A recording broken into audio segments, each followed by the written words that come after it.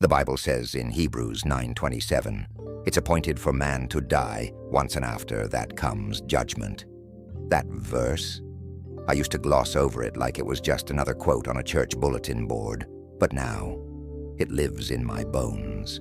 There's no second chance after death, no negotiating, no delaying, no I'll figure it out later. If you were to take your last breath right now, do you know where you'd spend forever? My name is Marcus Sullivan. I'm 52, and I've lived my entire life in a blue-collar neighborhood just outside Dayton, Ohio. Not the fancy part. I'm talking old creaky porch swings and steel grit under your fingernails. 3 months ago, I died for 6 minutes.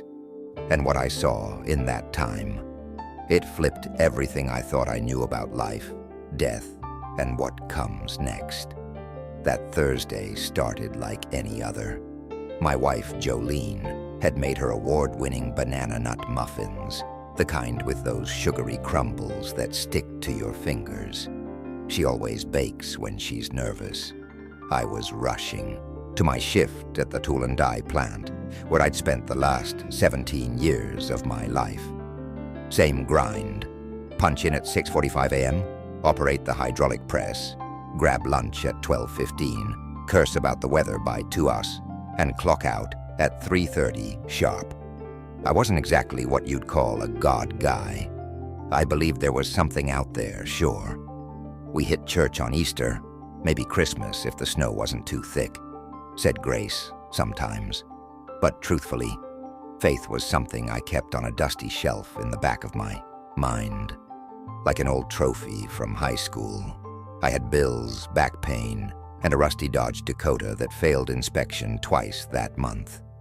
Who had time to think about God? But that morning was off. I woke up with this weight on my chest, not stabbing pain, just this dull pressure, like someone had laid a concrete block across my ribs. "You okay, babe?" Jolene asked, as I sipped my coffee. "Yeah, just didn't sleep right," I said, brushing it off. God, I should have stayed home around 11:30 while I was maneuvering a steel sheet into the press. The pressure turned into a vice grip. It was like someone reached into my chest with an iron claw and started twisting. I tried to call for my supervisor, Tyrese, but my words slurred, like my mouth forgot how to form them. My knees gave out. The last thing I heard was the press winding down and Tyrese's voice thundering across the plant. "Sullivan's down. Call 911. Then, nothing. Or so I thought. Except I wasn't gone. I could still see everything. My body on the ground, Tyrese pumping my chest like a madman, paramedics darting toward me like bees swarming honey. But I wasn't in my body. I was standing, yes, standing, right beside it, like a silent guest at my own funeral. I looked at my hands. They looked real, but not solid, like glass catching sunlight, transparent, but glowing. And weirdest of all, I wasn't afraid. I felt quiet inside, peaceful, in a way I hadn't felt since I was 10, fishing on my granddad's dock with a root beer in my hand. The colors in the room looked like they were dipped in gold. The noise around me, muted, but meaningful, like every sound had a purpose. I could even hear Sarah from quality control whispering prayers under her breath. I'd never heard her pray before. It was like the world slowed down just for me to notice everything I used to miss. Then I felt a presence behind me. Not footsteps, more like an atmosphere shifting. I turned, and the moment I saw him, I knew. It was Jesus. Not how you'd expect. No long flowing hair or glowing halo. He didn't need any of that. It was his eyes. They saw everything. Not just what I'd done, but why I'd done it. And instead of judgment, there was this overwhelming understanding in his gaze. Like he'd seen every mistake, every selfish decision, every dumb choice I made. And still, He loved me. He didn't speak at first. He just reached out his hand. "Come with me, Marcus." He didn't shout. It wasn't a command. His voice hit me like a song I hadn't heard in years, familiar and soul-shaking. Without hesitation, I reached out, and when our hands touched, the world around us unraveled. The moment I touched his hand, everything shifted. We weren't in the factory anymore. The walls, the noise, the flashing lights, they all peeled away like layers of old wallpaper, revealing something far more intense underneath. Suddenly, we were in a tunnel.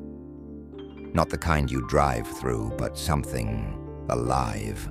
The walls shimmered, almost like molten glass, and they pulsed with a light that wasn't harsh, but pure. I don't even know how long we moved.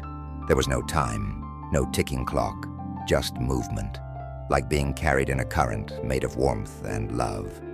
And then we stopped. We were standing in a place I can only describe as a threshold. Ahead of us, a radiant gate carved out of light itself. Beyond it, colors I've never seen before. Sounds like orchestras built out of stardust and thunder. But what struck me most was the feeling. It wasn't just peace. It was home. Like my soul finally remembered where it came from. But Jesus didn't take me forward. Instead, he looked at me with sadness. And that look, that one look, cut me deeper than any pain I'd ever felt. "Marcus," he said gently, "there's something I need you to see." And just like that, we were somewhere else.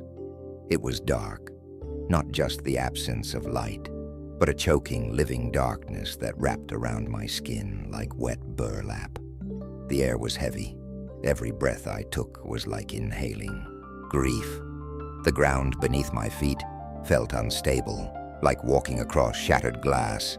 Screams echoed from the shadows, not movie screams, real ones, voices cracking, begging, howling in agony. I looked around and saw figures, people I somehow recognized, faces from my life. A man who used to sell me auto parts at the corner store, a girl from high school who died in a crash, even my cousin Darren, who overdosed in 2009. Their faces weren't distorted or burned. They were tormented, haunted by regret. Their eyes locked with mine, as if pleading for me to do something. I turned to Jesus, panic rising in my throat. "Why are you showing me this?" "Because this is where your choices were leading," he said, and his voice trembled, not with anger, but with heartbreak. "You believed in me, Marcus, but you never surrendered to me." My knees buckled. I dropped to the ground, shaking. My mind raced. Church sermons I never listened to, Bibles I left untouched, altar calls I ignored because I was too tired or too embarrassed. "I thought I was good enough," I whispered. "I didn't kill anyone. I worked hard. I paid my bills. I loved my wife." "You lived a life near me," he said, kneeling beside me, "but not with me. You gave me your Sundays, not your heart." The tears came hard and fast. Snot, sobs, the whole ugly mess. I wasn't afraid of fire or punishment. I was devastated that I'd hurt the only one who had ever loved me perfectly. That's when Jesus touched my shoulder. "But I still love you," he said, voice thick with mercy, "and I'm giving you another chance." And just like that, we were standing in front of the radiant gate again. But this time, the light was different, brighter, more urgent. Inside, I saw flashes. I don't know how else to explain it. Like watching a memory in HD. My daughter's birth. My wife kissing my forehead when I had the flu. The time I fixed a stranger's tire on the side of the road. Every small, unnoticed act of kindness I'd ever done. It was all counted, all remembered. But they weren't enough to earn entry. They were just echoes of the man I could have been if I'd fully followed him. That realization broke me. But Jesus, he smiled. It's not too late. I fell into his arms, sobbing like a lost child, and he held me. Not like a stranger, like a father who finally found his son. Then everything went black. Then he said something that stopped time in my soul. Now I need you to see what most never do. Before I could even ask what he meant, we drifted again, effortlessly, into a space unlike anything I could have imagined. The air felt thick, not with heat, but with sorrow. I don't even know how to describe it. It was like walking into the quiet aftermath of a town hit by a storm. Everything still, but with a heaviness that sinks into your bones. This, he said gently, is what many call Hades. It wasn't hell, not yet. There was no fire or screaming, but there was something far worse. Realization. Every soul in that place wore the same expression, one I'll never forget. It was a kind of haunted recognition, like someone who just now remembered what they should have done when it was too late to do it. I saw people sitting on the ground, covering their faces. Others were pacing in silence. No one spoke, not because they couldn't, but because they had nothing left to say. They remembered everything. Every moment someone had shared the gospel with them. Every time they brushed it off. Every excuse. Every delay. Jesus looked at me with tears in his eyes, not of frustration, but of heartbreak. This is temporary, he said, but they already know their decision is final. That sentence shattered something in me. One man in particular stood out. His eyes locked on mine, as if he knew I could see him. In that instant, I felt his entire life pour into my chest. He'd been told about Jesus since he was a kid, at youth camps, on subway platforms, even from his own wife. But each time, he thought, I'll deal with that later. Later never came. I couldn't breathe. Why are you showing me this? I asked. Because they need to know. Jesus said, and you will tell them. Suddenly the scene shifted again. But this time I wasn't looking at people who had died. I was watching the living. People like you and me, in homes, at work, in cars, people praying to their dead relatives, talking to spirits they believed were loved ones. A woman named Claire was sitting on her couch, sobbing, talking to what she believed was her husband who passed away 2 months earlier. The presence in the room even knew to call her by her nickname, Honeycrisp. Her husband used to call her that because she loved that kind of apple more than chocolate. That detail hit me hard. Then Jesus peeled back the veil. It wasn't her husband. It was something dark, something ancient, wearing a mask made from her memories. Its eyes weren't loving. They were hollow, watching her pain with delight. I gasped. But how did it know? Satan and his demons study people their entire lives. Jesus said, they know what to say. They know what to mimic. It's how they deceive the ones left behind. He showed me others. A teenage boy convinced his grandfather was guiding him. A man who believed his dead mother helped him win the lottery. Each story was twisted with comfort on the outside, but deception at the core. Why? I whispered, though I already knew. To keep them from me, he answered. If they think their loved ones are still here, they won't look for the one who truly is. The weight of it all was too much. My legs gave out. Even though I wasn't really standing, I buried my face in my hands. Jesus, I've wasted so much time. I've ignored so many chances. He knelt beside me and touched my shoulder. That's why I died for you, Micah. Not because you were perfect, but because you weren't. That's when he showed me something I'll never forget. Time, not like a clock, but like a garden of opportunities. Each moment was a seed. Some bloomed with kindness, others with selfishness. I saw moments from my life I had completely forgotten. One time, I gave a man my umbrella during a rainstorm, then ran off. I hadn't thought about it since. But that tiny act had led the man to pray for the first time in years. I wept. Then he showed me darker seeds, times I had been cruel, dismissive, or too busy to care. Every single moment mattered. Every word, every choice, every pause. People think they have unlimited time, Jesus said softly, but they don't.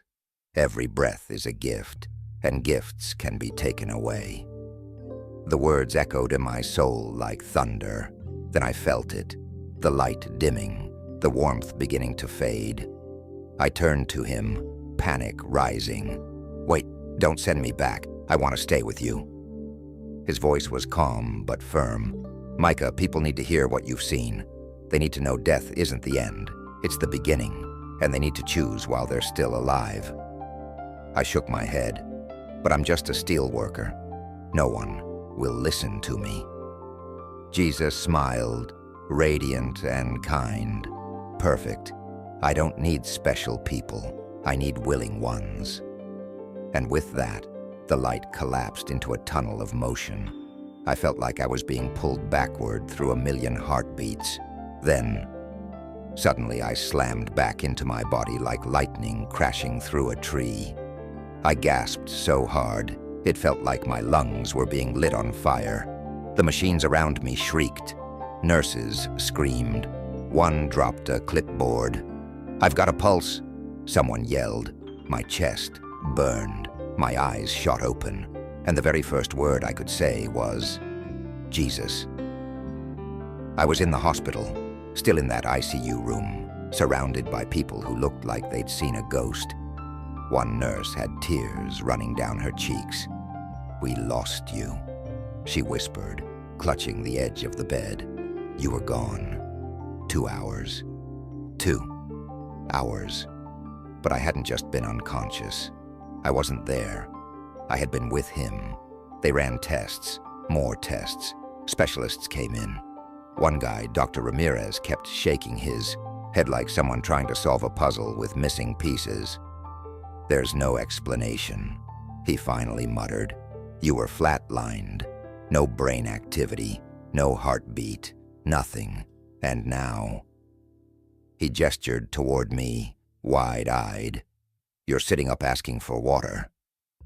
I tried to tell them what I saw, what I experienced, but at first it came out in pieces. My words were clumsy, thick like syrup. But as the days went on, and I got stronger, it became clear. My mind was clearer than it had ever been before. When I was discharged, the first thing I did was find my friend, Ray, the guy who told me about Jesus back in the break room. I hugged him so tight he thought I'd gone crazy. "You were right," I said into his shoulder, my voice breaking. Every word, "You were right." I started going to church, reading the Bible like it was oxygen. Verses I'd skimmed before now felt like fire in my bones. Hebrews 9:27 rang in my ears, "And as it is appointed unto men once to die, but after this, the judgment." That wasn't just a warning, it was reality. And then Matthew 24:36 hit even harder. "But of that day and hour knoweth no man, no, not the angels of heaven, but my Father only." No one knows when their moment will come. Not me, not you, not the people you pass at the store or work next to every day. But what I learned most, what Jesus etched into my soul, is that he doesn't want anyone to perish. Not the girl caught up in crystals and good vibes. Not the guy who thinks he'll get right with God later. Not even the people stuck in deception. He wants everyone, and he showed me how close eternity is, how fragile our time is. Now, I speak. I tell the story, even when it's uncomfortable, even when people roll their eyes, because I saw it. I saw what's coming. I saw who is coming, and his name is Jesus Christ. He isn't just a part of my life now. He is my life. If you're listening to this, I want to ask you something real simple. What would happen if today was your last breath? Not tomorrow, today. Would you be ready to stand before him? Would you recognize his voice? I did, but only because someone, once upon a time, decided to plant a seed in my stubborn heart. Someone didn't stay quiet. Someone believed that God could use a guy like me, and he did. He still is. Jesus said in John 5:24, "Verily, verily, I say unto you, he that heareth my word, and believeth on him that sent me, hath everlasting life." Not maybe, not if you're good enough. Hath. Present tense. A promise. I'm living proof that God can pull someone back from the grave. Not just physically, but spiritually. He didn't just save my body. He rescued my soul. So please, if you're hearing this right now, don't wait. Don't think you've got forever. Don't gamble with eternity. Cry out to him. Ask him to show you who he really is. He's not hiding. He's waiting. And if this story moved something in your heart, subscribe to this channel. Comment below, God is great. And if this testimony touched you, please share it with someone you love and want to bless today. You never know how much time they have left. But one thing I know for sure, Jesus is real, and he's coming back.